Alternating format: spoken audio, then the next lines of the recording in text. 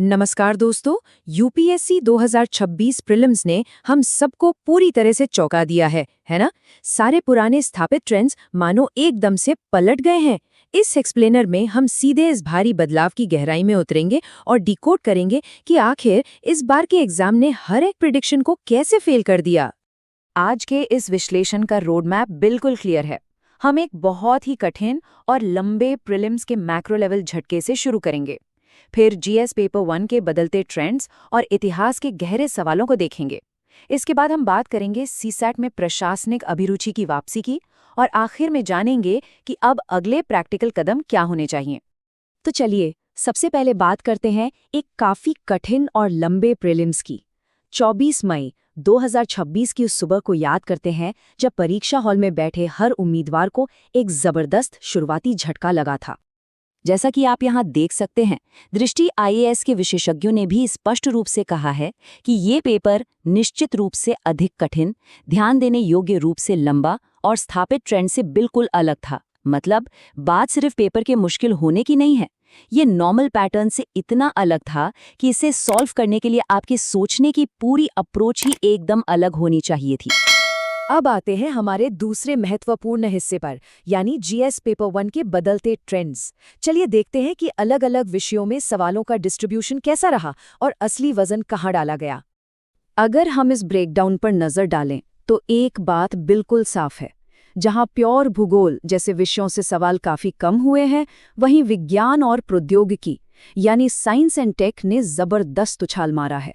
लेकिन सच बताऊं, असली कहानी इन नंबरों में नहीं बल्कि इस बात में छुपी है कि यूपीएससी ने इन सब्जेक्ट्स को टेस्ट कैसे किया। उदाहरण के लिए राज्य व्यवस्था या पॉलिटी को ही ले लीजिए। यहाँ एक बड़ा शिफ्ट दिखा है। अब सिर्फ संविधान के आर्टिकल्स रटने से काम नहीं चलेगा। इस बार प्रीलिम्स का मानो एथिक्सिफिकेशन कर दिया गया है। सोचिए, एक आदिवासी बस्ती के पास कचरा प्रबंधन के विवाद को सुलझाने जैसे सवाल पूछे जा रहे हैं जो आमतौर पर मेंस का हिस्सा होते थे। है ना बिल्कुल अलग अप्रोच। कुछ ऐसा ही हाल इकोनॉमी का भी रहा। मैक्रो इकोनॉमिक्स के सीधे और रटे रटाए सवालों को पूरी तरह किनारे कर दिया गया। इसकी जगह क्या आया? तकनीक और फाइनेंस का मिक्स।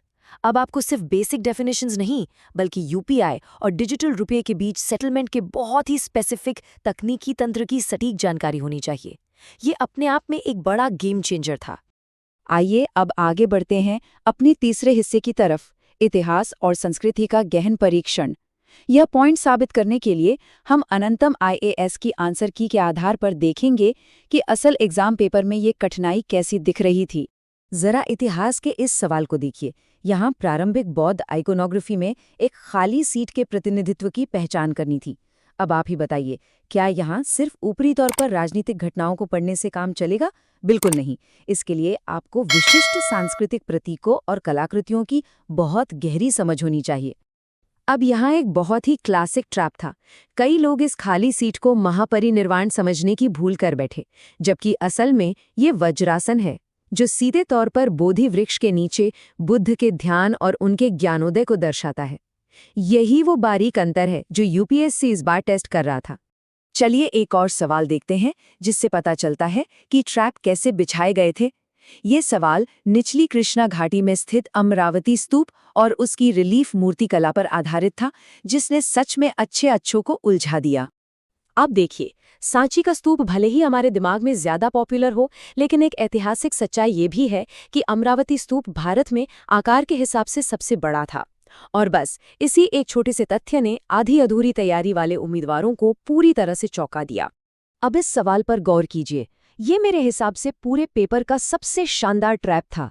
इसमें प्राचीन ऐतिहासिक ग्रंथों को जटिल बायोग्राफी के साथ बड़ी ही चतुराई से मिला दिया गया था। सवाल था सिंधु गंगा के मैदानों में प्लिस्टोसीन नदी स्थानांतरण की परिकल्पना के आधार के बारे में।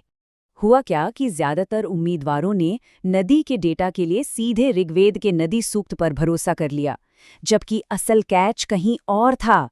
प्लिस्टोसीन युग में नदियों के मार्ग बदलने का जो वास्तविक वैज्ञानिक आधार था, वो था सिंधु और गंगा दोनों नदी प्रणालियों में मीठे पानी की डॉल्फिन की एक ही प्रजाति का पाया जाना। मतलब अगर आप सिर्फ इतिहास पढ़कर गए और साइंस छोड़ दिया तो आप फंस गए। जीएस पेपर 1 के इस चक्रव्यूह से निकलने के बाद दोपहर की शिफ्ट में बारी थी सीसैट की, और यहाँ भी प्रशासनिक अभिरुचि की जबरदस्त वापसी देखने को मिली है। अगर हम सीसैट के सवालों का एस्टिमेट देखें तो क्वांटिटेटिव एप्टीट्यूड और डेटा सफिशिएंसी का दबदबा तो हमेशा की तरह बना रहा, लेकिन सबसे ज्यादा चौंकाने वाली बात थी एक ऐसे सेक्शन का वापस लौटना जो काफी समय से सोया हुआ था।